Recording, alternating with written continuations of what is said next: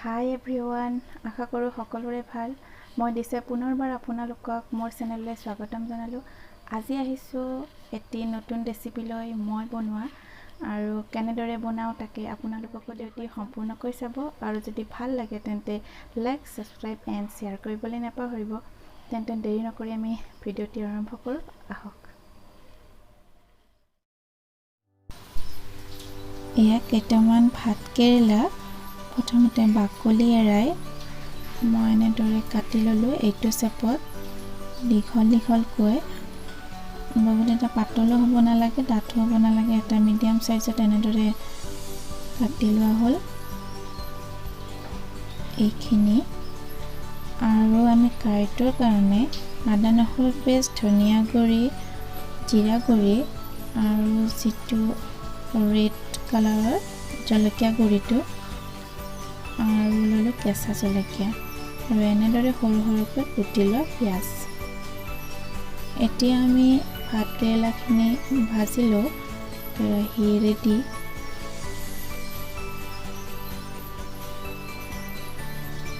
এইখিনি প্ৰথমতে ভাজি ল'ব লাগিব।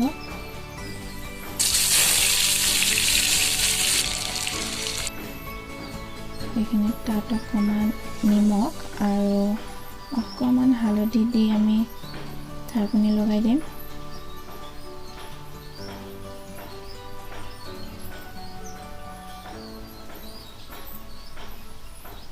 এয়া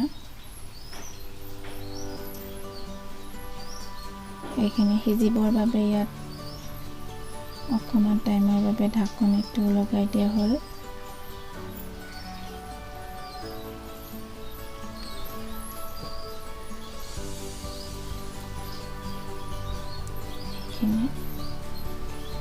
এয়া হৈ গ'ল। সেইটো আমি এতিয়া নমাই ৰাখিম।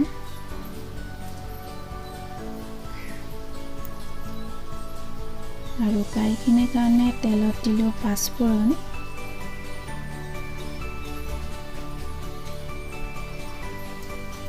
এইখিনি কাটি ৰখা পিঁয়াজখিনি অকণমান এনেদৰে লৰাই ভাজি লৈ পেলাই ইয়াত আদা নহৰু পেষ্টখিনি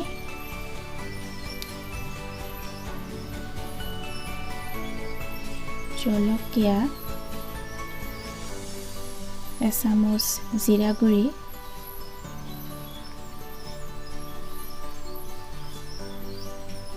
এচামুচ ধনিয়া গুড়ি আৰু ৰেড চিলি পাউডাৰটো দি দিয়া গ'ল। এতিয়া এইখিনি অকণমান লৰাই তাত আমি ঢাকনি লগাই দিম।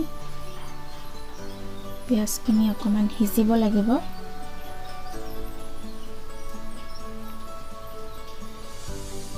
গেছটো অকণমান কমাই দিলোঁ। এয়া সিজি গ'লে তাত আমি দিলোঁ 2 চামুচ বিলাহীৰ চচ। আপুনি দিব পাৰে বিলাহীও। মই দিলোঁ বিলাহী চচ 2 চামুচ।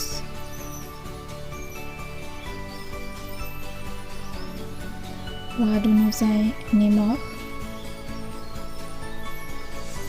আৰু দিলোঁ 3 চামুচ বেচন।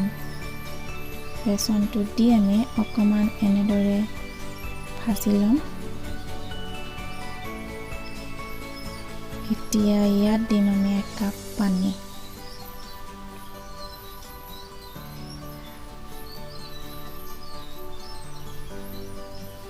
এইখিনি অকণমান লৰাই তাত ঢাকনিটো আকৌ অলপ টাইমৰ কাৰণে লগাই দিম। এয়া হৈ গ'ল প্ৰায়। তাত ভাতকেৰেলাখিনি দি ল'ম।